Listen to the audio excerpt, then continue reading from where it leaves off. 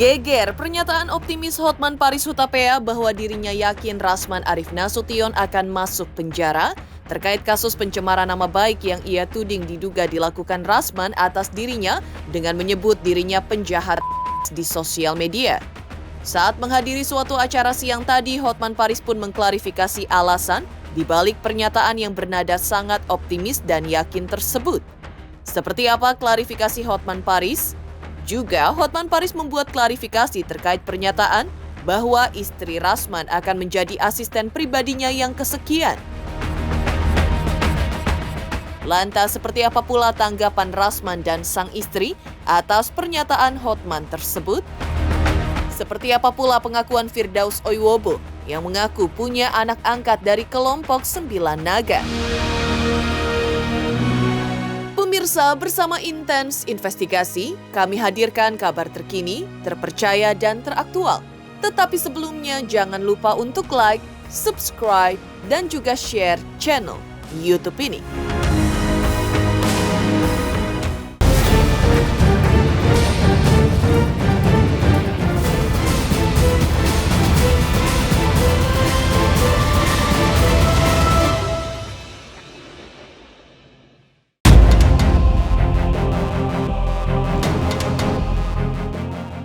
Perseteruan Hotman Paris Hutapea versus Rasman Arif Nasution masih terus membara, bahkan kian berkobar di jagat maya. Aksi saling sindir hingga menyerang dengan pernyataan masih kerap mereka lontarkan. Bahkan sebelumnya, Hotman Paris menyatakan secara optimis bahwa laporannya atas Rasman bakal menyeretnya ke balik jeruji besi dengan menyatakan bahwa dirinya tinggal menunggu Rasman Nasution di penjara dan tak perlu hadir di persidangan lagi. Lantas apa yang membuat Hotman Paris benar-benar yakin bahwa Rasman Nasution di dalam kasus pencemaran nama baik yang ia laporkan akan masuk penjara? Saya tidak wajib datang lagi, tugas saya sudah selesai. Saya hanya menunggu si botak di penjara itu aja. Saya hanya menunggu si botak di penjara itu aja. Kan kata dia biarkanlah sekarang dia sudah untuk sementara udah karirnya udah mati, biarkanlah dia ngoceh, minimum mengobati dukanya ya, biarkan dia ngoceh mengobati dukanya, dia sudah nggak bisa sidang, itu sudah hukuman paling berat, itu aja sebenarnya sudah puas saya, udah hukuman paling berat itu ya, itu aja. Bang, seberapa yakin mungkin Bang Rasman bisa masuk penjara menurut Abang? Kan nanti kan sidang sudah memasuki pihak saksi. Itu aja Bang diketahui. Serahkan kepada pengadilan. Saya hanya waktu saksi pelapor doang, hanya di awal aja udah. Habis itu udah saya tenang-tenang, hanya nunggu berita aja. Dari persidangan kemarin, Rasman optimis, menurut Abang gimana? Emang hidupnya optimis, makanya basnya dicabut. Tapi kan Bang, katanya saksi. Itu kan kata dia, biarkanlah.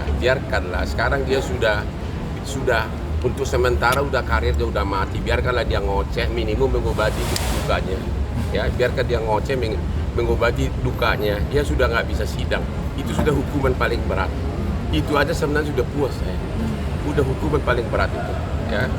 Hotman itu tidak versus Hotman versus para pengacara top dunia ya, bukan versus Rasman itu levelnya si Fadel. Lu lihat dia di medsos, Fadel belum, tapi kalian yang brengsek terus aja buka Fadel. Hotman itu levelnya pengacara top di Singapura, pengacara top di Wall Street, konglo semua klien saya hampir konglo. Itu jangan bilang versus Rasman, aku itu hanya menghajar dia secara hukum.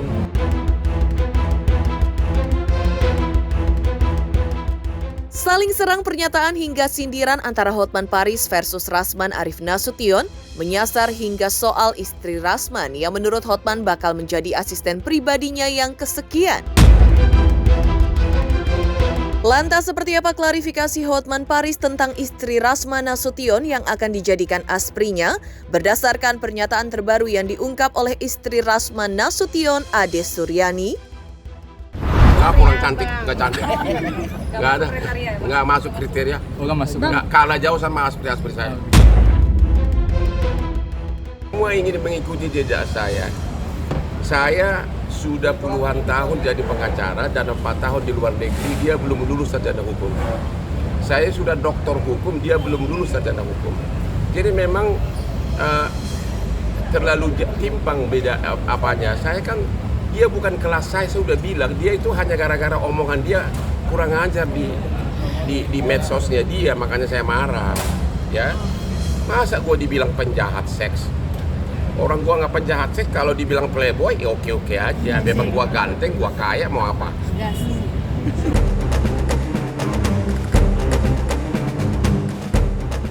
Di sisi lain, seteru Hotman Paris yaitu Rasman Arif Nasution menilai bahwa Hotman Paris tidak penting lagi hadir di persidangan berikutnya. Sebab kalau ia melihat mukanya Rasman, maka Hotman Paris ia duga akan tumbang lagi. Terbukti bahwa ketika Rasman baru memegang bahunya saja, Hotman Paris sudah jatuh sakit.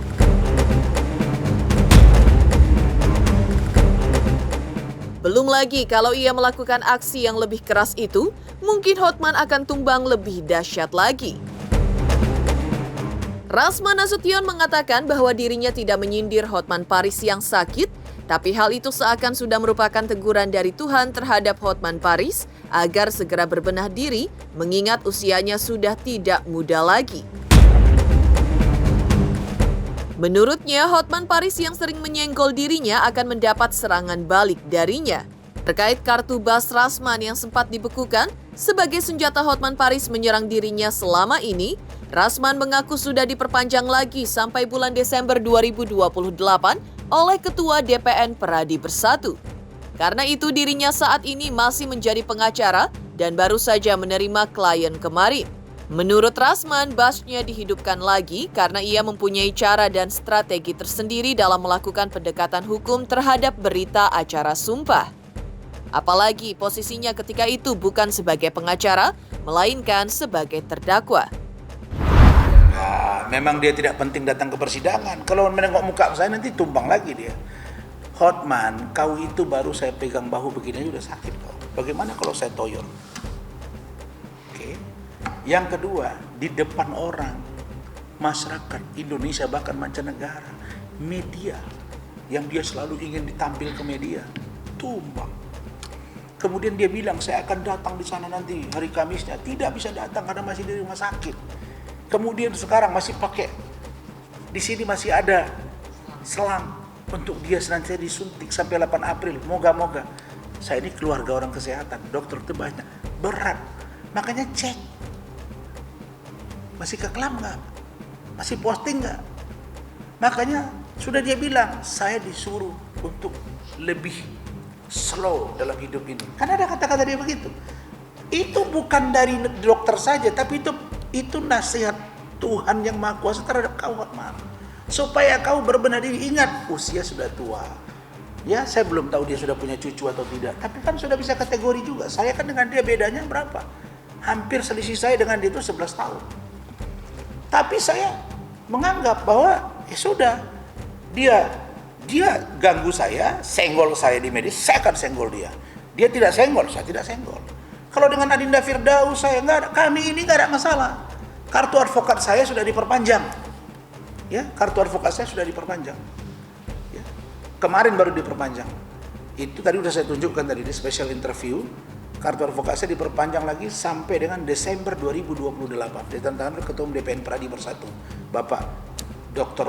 Zeprin Boykanu dan Sekjen Bapak Adi Darmawan. Clear. Itu saya baru terima klien. Tidak ada. Jangan dibilang-bilang.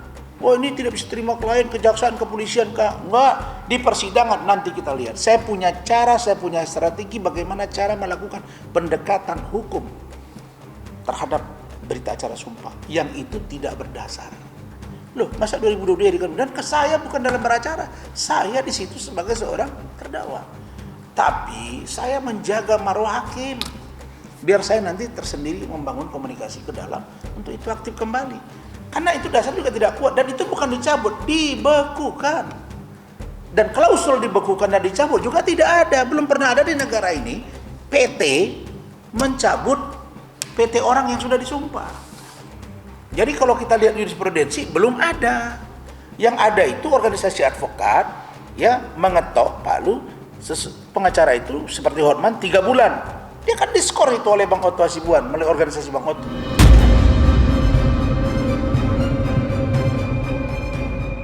Rasman Nasution mengaku sangat gampang membaca psikologi Hotman Paris.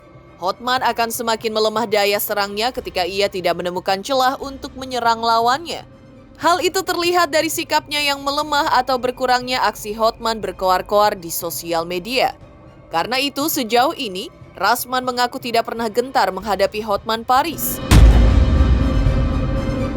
Sementara itu, menurut istri Rasman Arif Nasution, yaitu Ade Suryani Nasution, menanggapi pernyataan Hotman Paris yang menyebut dirinya akan dijadikan asisten pribadi oleh Hotman Paris, menurutnya Hotman tidak bakalan sanggup membayar gaji dirinya untuk sebagai aspri. Gaji aspri Hotman menurut Ade Suryani tidak cukup buat makan. Ia mengacu pada iklim hakim yang berujung koar-koar di media.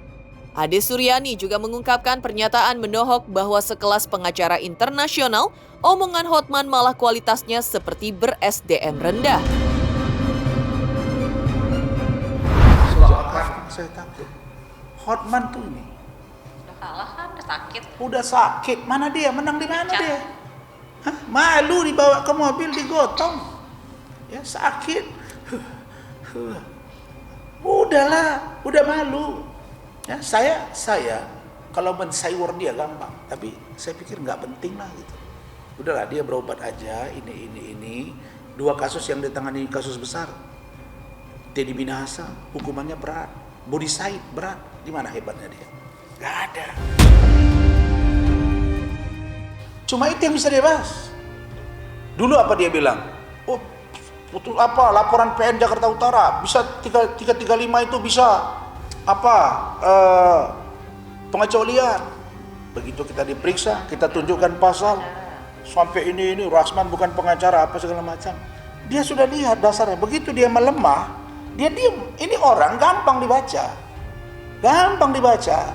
Jadi keluar-keluarnya berkurang gitu. Dia malah lebih banyak ke Firdaus. Hari berapa adik saya?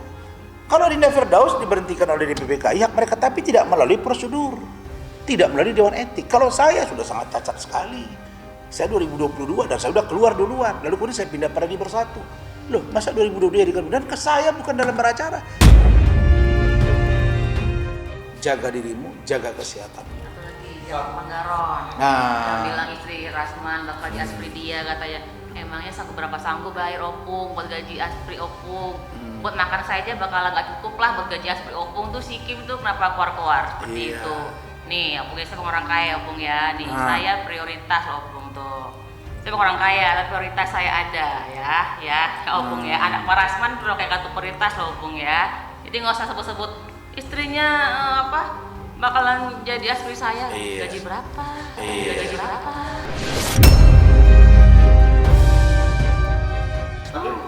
Gini. Anak saya 2 sudah selesai lucu dokter. Aja gitu loh, orang udah tua tuh bangka gitu loh. Udahlah gitu loh. Lucu, udah katanya kelas internasional katanya kan.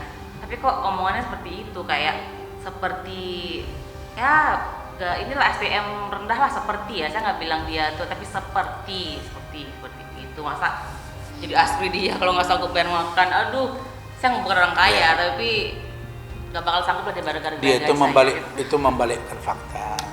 Kan dia tahu istri saya Bu Eli kepala dinas, terus anak saya 2 sudah selesai dokter, 1 lagi Bu Ade bidan. Kita punya kita juga sudah punya masing-masing ada rezeki. Gak usah ya. Saya tidak akan terpancing akan bilang ini punya saya, nggak ada. Saya nggak akan. Tapi Hotman, Allah yang Maha Kaya, Allah nambah rezeki kekuatan kepada saya dan menjaga lisan saya, nambah rezeki saya. Tapi pantang bagi kami untuk mengatakan bahwa kami ada duit, itu nggak boleh.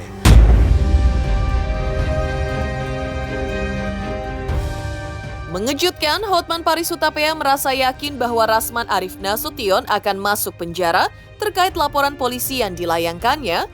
Lantas, seperti apa pula pengakuan Firdaus Oiwobo bahwa dirinya mempunyai ayah angkat dari kelompok 9 Naga?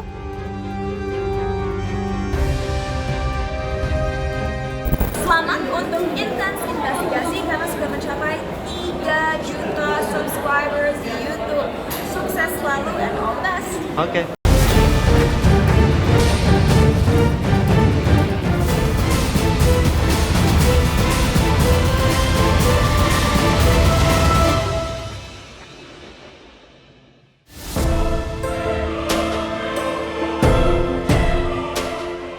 Sosok kontroversial Firdaus Oyowo masih terus membuat kejutan. Seolah tak cukup dengan klaim dirinya sebagai cucu Kesultanan Bima hingga memiliki tambang dengan kandungan 2 juta metrik ton uranium, Firdaus juga telah mengklaim dirinya memiliki hubungan dengan kelompok paling berpengaruh dalam perekonomian di Indonesia, yakni keluarga besar Sembilan Naga.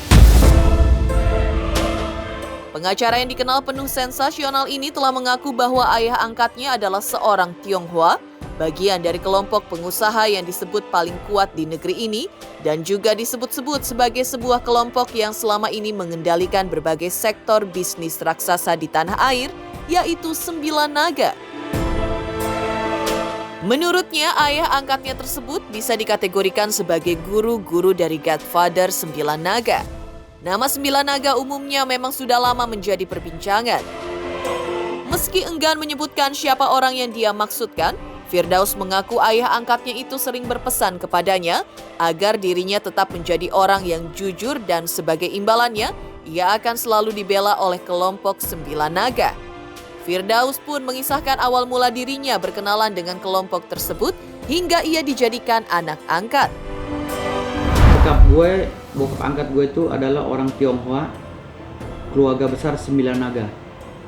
Sembilan Naganya siapa gue gak akan sebutin. Karena Sembilan Naga itu bukan 9 orang, tapi semua pengusaha Chinese Tionghoa itu Sembilan Naga. Dan itu pengusaha besar. Dulunya tuh gue pernah ada masalah dengan mereka. Masalah sengketa lahan. Dulunya gue belain masyarakat. Gitu loh. Gue belain masyarakat, lalu gue dikepung sama aparat banyak, gue nggak mundur. Gue tetap gue gembok itu tempat. Ya, akhirnya gue melihat gue berani, beliau ini siapa nih? Gitu kan. Melihat gue berani, akhirnya diajak. Dan memang sebelumnya beliau tuh udah ketemu gue dari gue kecil. Memang udah ketemu gue dari gue kecil lah, dari gue masih bujangan, udah ketemu gitu. Nah, ketemu lagi di satu permasalahan hukum. Dia seneng sama gue, kamu bener-bener. Dan gue nggak mau disogok, gitu loh. Paham gak? Waktu gue ngebela klien gue itu, gue nggak mau disogok, gitu. Nggak mau istilahnya nggak mau diajak damai lah gitu. Makanya dia suka sama gue, karakter gue suka dia. Dan dia pesen, kamu harus tetap jadi orang jujur, gitu. Kamu harus tetap jadi orang jujur. Kalau kamu jujur, bapak bela sampai kapanpun.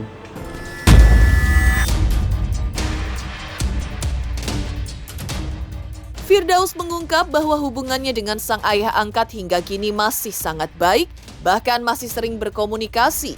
Ketika disinggung awak media apakah Firdaus tidak memanfaatkan koneksinya tersebut untuk mengatasi persoalan yang dihadapinya saat ini, baik basnya yang dibekukan Pengadilan Tinggi atas restu Mahkamah Agung, hingga perseteruan dirinya dengan Hotman Paris yang kerap saling menyindir. Meski Firdaus kini bukan lagi kuasa hukum Rasman, Firdaus berdalih bahwa ayah angkatnya tidak pernah mau mengurusi masalah pribadinya. Firdaus juga mengaku banyak belajar dari ayah angkatnya tersebut. Namun sang ayah angkat tersebut tetap memantau Firdaus dari jauh selama ia tetap jujur sebagai pengacara dan juga sebagai pribadi. Firdaus juga menegaskan bahwa dirinya sangat menghormati ayah angkatnya, bahkan tak berani menyebut namanya secara sembarangan di media.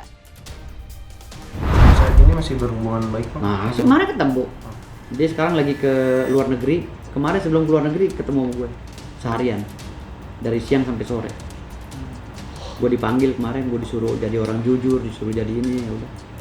Nasihat-nasihatnya nggak ada sih, dia cuman kalau dia tuh nggak pernah mau ngurusin urusan pribadi gue. Dia masa bodoh, dia murni bisnismen. Jadi dia tuh nggak mau tahu, yang penting anak gue nggak kenapa-napa, kan gitu. Kalau beliau tuh orangnya, gue nggak mau tahu, yang penting anak gue nggak kenapa-napa. Lu jalani terus, selama lu jujur, gue pantau. Beliau bilang gitu, selama lu jujur, lu gue pantau. Gitu. Jadi artinya gue banyak belajar juga dari dia gitu loh, dari beliau gitu. Jadi banyak belajar juga dari beliau, dan gue juga nggak bisa nyebutin, harus hati-hati berbicaranya gitu. Kalau berkaitan dengan beliau kan harus hati-hati ngomongnya. Karena beliau kan orang yang nggak pernah keluar media, nggak pernah keluar di media gitu.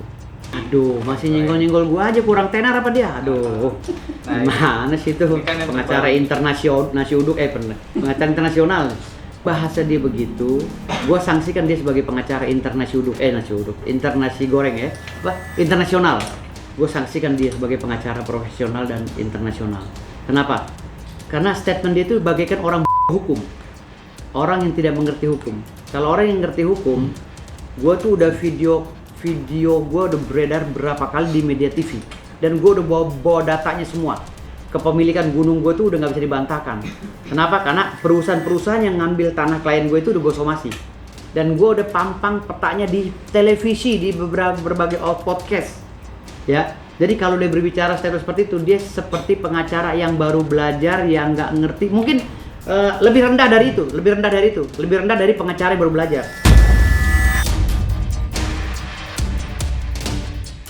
Demikian pemirsa kabar terkini, terpercaya dan teraktual yang kami hadirkan hari ini. Saksikan terus Intens Investigasi setiap hari Senin sampai dengan Jumat, tayang 5 kali sehari, pada Sabtu tayang 3 kali sehari, yaitu pada pukul 11 siang, 12 siang, 3 sore, 5 sore, dan 6 sore, tentunya hanya di YouTube channel. Dan pastikan jangan lupa untuk like, subscribe, share, dan juga komen channel Intens Investigasi.